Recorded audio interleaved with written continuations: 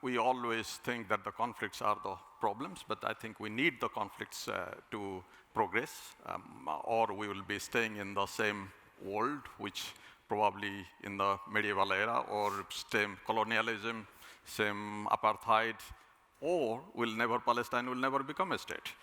So those kind of things will be always staying there. There is a need for the conflict. But how that conflict we manage, that's very important. Because as you mentioned, if the conflict becomes violent, then of course it becomes more problematic, difficult to negotiate, finding a cooperation, sustainability, long-term peace becomes more challenging because the violence has the habit of coming back. So I think that's what is that we don't need violent conflicts to get the peace. Yeah. So if we are looking for a peace, we don't need the violent conflicts. But that's not only peace supposed to be, because absence of violent conflict, if that is the peace, then probably most part of the world is peaceful. I think for to be a peaceful world, we need people or the societies to have a number of things. Yeah. I think I will bring that the human security part is extremely important. And we need to have those human security. People do have the personal security, of course, security from the crime, security from the personal threats, drugs, crime, all sorts of things which we all think probably that is the security is. But more than that, we need to have the security, the food security. Sure. The health security, the environmental security, the kind of ways that water security in this part of the world or in many parts of the world. Those are important and those need to be taken into seriously. Unless we do have that, then we don't have the peace. And more importantly, also we need to look at it how the future, what is the security for the future generation? Sure. It's not only the war kills the children, which is killing the children, but also we need to look at it how we can keep the world safe and sustainable for our future generation. We owe that. Do you have an answer to that? How are we going to do it? I think it is important that how... Putting you on the spot now, I'm so sorry. Yeah. I'm not Secretary General of the UN. Of course, nobody listens to the Secretary General of the UN. That's another thing. But it's also need to say that the world is in a difficult place. Yeah. That we all know. It's a difficult place because there is a... I have lived my life during the Cold War. I have seen it's not that I was living in a very dream world. I come from a very difficult part of the world. I'm working for more than 3 decades in Europe or Scandinavia. I have seen all sorts of conflicts, all sorts of violence in my life. But what I see at this point is actually a problem that we need to really think seriously where we are heading at. Sure. A world which is having so many serious problems, and there is a lack of an authority or a lack of a moral authority whom we can really look up to. And where people or the countries must have some kind of obedience to that kind of international view or opinion. That's not happening. Do you think then we need a shift in global politics to handle that? Or do you think it is much more grassrooted? I think it is both. It's a grassroots, it is regional, it is international. I'm no way saying that there has not been any good efforts at the grassroots level. There are also very much some places regional cooperation is working quite well, but that's not always all over. But I think what the real problem is, I think we come back to that there is something which is happening very wrong at the international level. At the international level, there is a very difficult to find somebody whom we can really look up to as a leader and whose leadership has a vision. And that's what we need. The world has gone through many difficult times. So that time, many leaders come up, and they do try to see that how they should take the world to a future. I mean, those times, these political elections, they do not really matter. The division in the society do not matter because we want to go for elections. That time, it matters the future generation, for the humanity, for the world to go forward and look for the future centuries, how that world, and that we have been the world where it is. It has been because of those visions from the previous leaders. Those leaders were there, but I think unfortunately we are lacking that at this time. And we're talking about modern history. I think we're referencing there, but we know there are conflicts going on around the world and very close to home here in the Middle East. What are the challenges in terms of conflict solution, not just here, globally, and with that, can you reference, I guess, what we've learned historically, economically, and culturally as well? Yeah, thank you for asking this. I think, I think why these conflicts taking place? Yeah. What are the reasons for these conflicts? It's all, we can easily say that, oh, this conflict should stop. Look at the conflict which is going on almost next door. That conflict, the history which you mentioned, history is a major reason how we look at those conflicts. The different parties look at that conflict looking at the different part of the history. I'm not going into detail. You all know that where you start the history, that's where you try to convince yourself whether you are right or wrong in this conflict. And the history is really doing in the Ukraine as well. Yeah. Look at recently President Putin was giving an interview to the Tucker Carlson, whom you heard. That interview, the history was more than 40 minutes.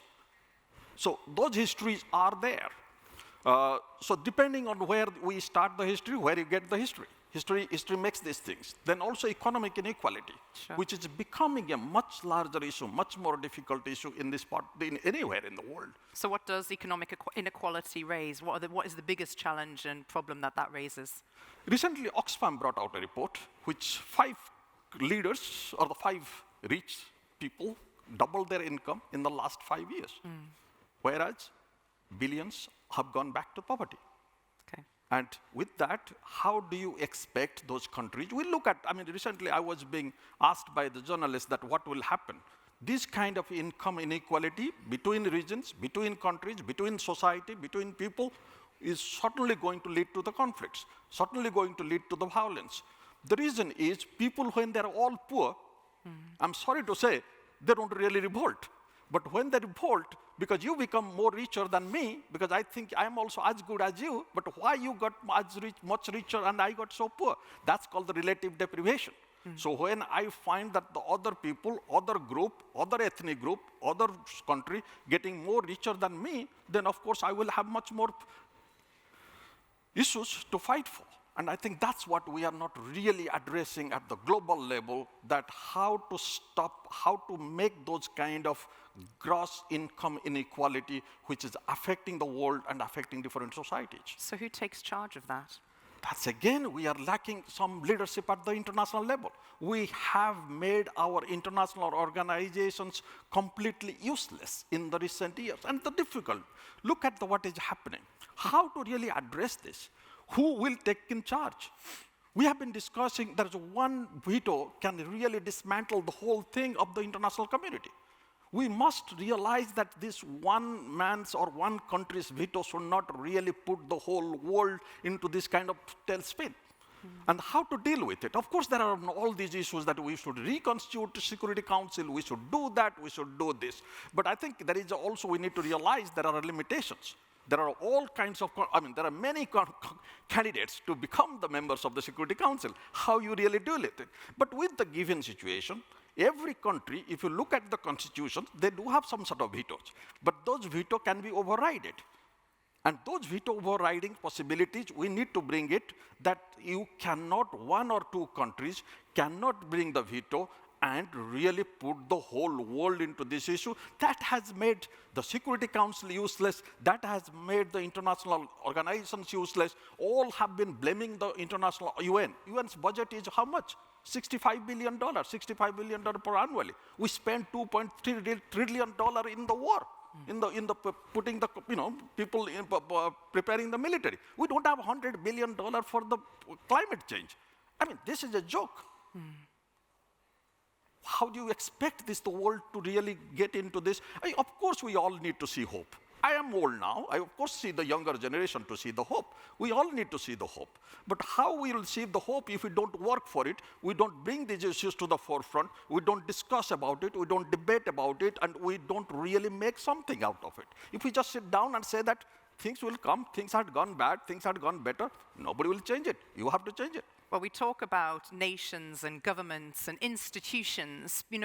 What role do communities play in this in terms of peace and resilience? How do we, and should we be used to this new societal change?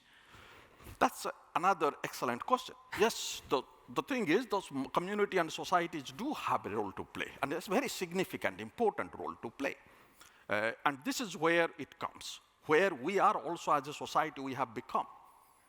And what sort of ideals, what sort of values, what sort of political system we are going through. And I think the societies have changed. Societies are changing. The countries are not the same as it used to be when it became. The character of the society has changed. The number of people, different types of people have come in. European countries, they think that it was as if it was just 1800 or 1900. And you can do whatever you wanted to do, whether kind of in the name of freedom of expression or freedom of speech. You can't do that because the population, the character of the society has changed. You need to be a good country is good country because it is good to the poor, it is good to the minorities, it's good to the people, those who have less power, rather than those who have the power. America will not be great if it helps Elon Musk. America will be great when it helps those who don't have the money or those who don't have the power. I am not saying that Elon Musk will not be helped or somebody else will not be helped. But of course, this is a great country is a great country when it comes down to the helping the society or the society. And I think we are getting affected in that societal values. That societal values do not realize that the societies have changed. The different perceptions have changed in the different. I was recently writing for a report for the UNESCO, and this is how it comes down to that how we need to really prepare ourselves, not only at the global level or national level or regional level, but at the societal level, to look at this, that how to manage this. Can we really behave in the same way? Can we culturally behave in the same manner? Can we interact in the same manner? Can we take that we used to do that in the 18th century, 19th century, that was our freedom of speech or freedom of expression, and we will allow that happening this. Do you think the society is changing so quickly that we're on the back foot already? We're trying to almost play catch up. Yes, absolutely. Yes, that's right. But I think it is the society has changed. The politicians are taking advantage of it. They are trying to divide the society because the society has changed because they dichotomy they are creating, and we have become subjected to this kind of issues because we don't have the possibility to get into that what we should be. And I think this is where the real challenge lies, that the question here is how we should be prepared for not to get divided by that we-they dichotomy. It's our group versus your group. That helps the global politics now. That's happening, and that's what the political leaders want us to do. And I think this is where our responsibility is, that humanity should be the first priority. And that is not happening. We are all, equality has to be priority. That's not happening. And I think this is where we need to change. We've got about 5 minutes to go, which is why I'm going to get in one of your favorite topics, because we could be here for a little while longer with this. I know this is a favorite of yours, but yesterday we caught up and we discussed that there was a lack of anti-war movements that we have previously seen in the likes of Vietnam, the Iraq War. We're seeing a lot of activists around the world looking at gender, race, the environment. They are very important issues, but they won't be taken care of when there is war. Is that correct? Thank you. But you asked me when there is only 5 minutes. You see, this is something, if you remember, the anti-war movements in the world started long time back, particularly in the Vietnam War. It became a big issue. Then it continued in the Afghanistan War, in the Iraq War. This was a kind of... Have you heard of anti-war movement in recent years? No, nowhere. It has disappeared. And because when the war in Ukraine-Russia war started, that is the time I was looking at it, why there is no anti-war movement. No, it's not that who is right or who is wrong, but the war should not be the first foreign policy part of your foreign policy. So I think it's a war is, as you mentioned, when the war is going on, we lose a lot of things. Of course, the civilian killing, civilian infrastructures. Besides that, we cannot really, while a war is going on, while these big powers engaged in the war, you don't expect them to be careful about climate, will you? Will you be careful about your income inequality? No way. Will you be careful about they will take care of your pandemic, which was recently killed millions, and the WHO Director General just 2 days before said another pandemic is coming? Do you think they are getting used to it? They are all finding the war. And I really, because when I ask this question, it's easily, because you are easily to be branded as a, pro-dictatorship, pro-Putin, or whatever the way, because you said that why this war is taking place. But on what ground you supply the kind of weapons which we have realized in the different parts of the world, even after war ends, those will kill the civilian population in that country itself. I'm talking about the cluster bombs. We supplied the cluster bombs to Ukrainians to use it, and the cluster bombs we have seen in the different parts of the world, it will kill the cluster Ukrainians, even the war ends now, for years, for decades. But that's, we didn't really, nobody is asking this question. And that's where we need to really, and the kind of, you see the protest which is going on about Israel-Palestine conflict, which is going on, for the last 5 months. I mean, conflict is going on forever, but this 5 months which has become violent, we see some of the protests going on, but those are not anti-war protests. The anti-war protests on the opposing the war. The war should be opposed. As I mentioned, we are using $2.3 trillion every year to prepare the army. And we don't have even $100 billion to get our climate change fixed. Ultimately, why do you think then those protests have stopped? Like, as in the type that you discussed earlier in terms of Vietnam and Iraq? I think it's something which also I'm questioning why it stopped, because it has led to other kinds of movements. It has led to movement for the gender issues. It has moved to the climate movements. It has moved to the racial issues. So they have been disparate, and they are really taking up those movements. And there is one thing I find, as if I'm not saying anything uncontroversial, but it is probably more controversial, that probably these activists find it much more safer to do the protest for climate change, protest for health issues, protest against climate change, protest against health issue, or protest against racial inequality. But because if you protest against the war, you are taking the state against. But those subjects are important, maybe not as equally important as you say from a war conflict, but in terms of us ensuring peace and resilience, they are things that feed into that people want to see addressed. Yes, I think they are important. I mean, absolutely, those are extremely important issues. But my problem is that if the countries will be fighting the war, the war is going on, your first priority, or the leaders of the country's first priority is war. You will not really look at the racial inequality. You will not look at the gender inequality. You will not look at the people are hungry, people are poor. You won't look at those. And that's my concern. The concern is the war must end. Anywhere, everywhere.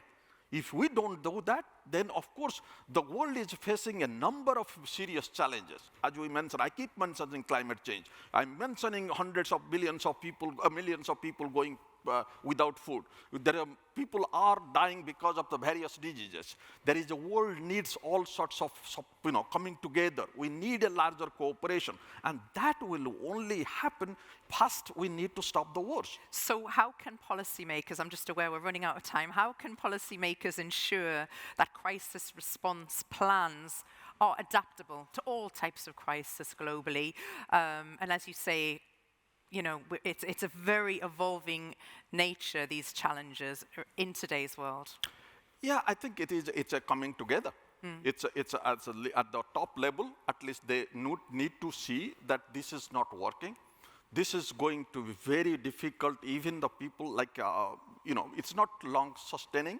Even not for their own politics. And for their own politics, if it is not long-sustaining, the society needs to look at those, not to get this kind of with-a dichotomy. Yes, we will fight the war, because that should not be an important issue. It's education. It's not only education, the formal education. I'm talking about it's education, it's the media, it's the societal actors, the civil society do have also a very important role. How to really put these societies into a track that this will not take the politicians the way they are dividing us, they are taking us to the war. This will be, we need those leadership at the top level that they realize that this is not the only way to do the politics or do their power game. They need to look at the whole worlds or the situations, how it is really going to be more peaceful, more resilient in the long run for them and for the whole society, for the whole world. Professor Ashok Swain, I have a feeling you would have kept us here till 4 p.m. Thank you so much. I'm sure you've got a lot more to say on the subjects today, but thank you so much for joining us today. Ladies and gentlemen, thank you for being with us as well. Thank you for having me.